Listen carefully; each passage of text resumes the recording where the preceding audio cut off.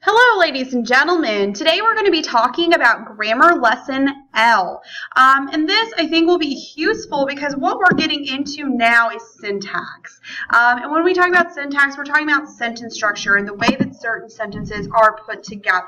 So we're looking at 4 types to get our discussion of syntax started, but we'll actually look at quite a few different sentence types throughout the year. And this lets us analyze an author's piece even more when we're looking at rhetorical analysis.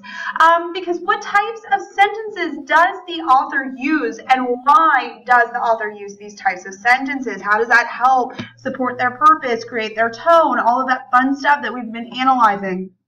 So we're looking at 4 types. And again, this is like the basic look at syntax. So we can break sentences down into 4 types. First, we have declarative, imperative, interrogative, and exclamatory.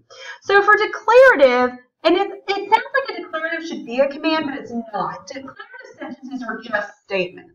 So if I was to say, Mrs. Warren and Mr. Neely are great teachers who care about their students, I'm providing you information about myself and about Mr. Neely, which is, of course, obviously true.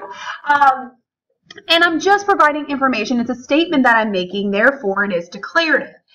Imperative sentences are commands. So if I said, you will go to English today and you will enjoy it, I'm telling you what you have to do. It is a command. So therefore it is an imperative sentence. Interrogative sentences are question marks. So don't you agree that AP English is the best class at Bryan Station? That's a question. So it's interrogative. And of course the answer to that is yes. I know you all agree and love English and look forward to going every single day. Exclamatory sentences, they express excitement. So if I said, I love rhetorical analysis more than anything, I would end that with an exclamation point. I'm very excited about it. It is exclamatory. Now, one thing that we can look at with these types of sentences to help us identify them is the punctuation. So a period ends a declarative or an imperative sentence. I like to read during the summer. Period.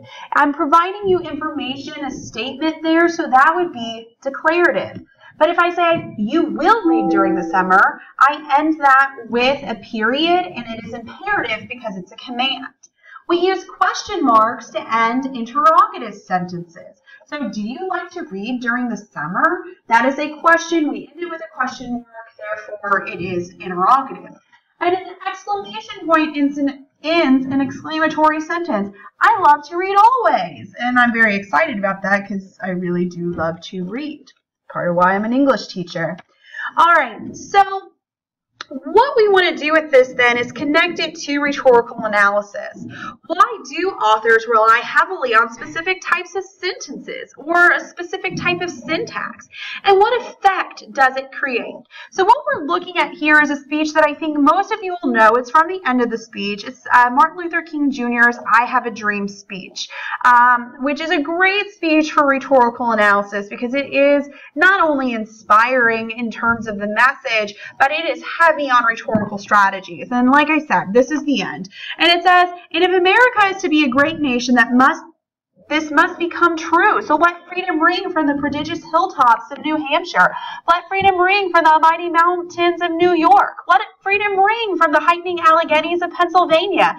Let freedom ring from the snow-capped Rockies of Colorado, the curvaceous slopes of California, the Stone Mountain of Georgia, and it goes through. And when you look at this, you will notice there are a lot of periods here, but do you see how many exclamation points there are? And we go down to the last statement he makes, free at last, thank God Almighty, we are free at last. And obviously, Dr. Martin Luther King Jr. gives this speech much better than I do.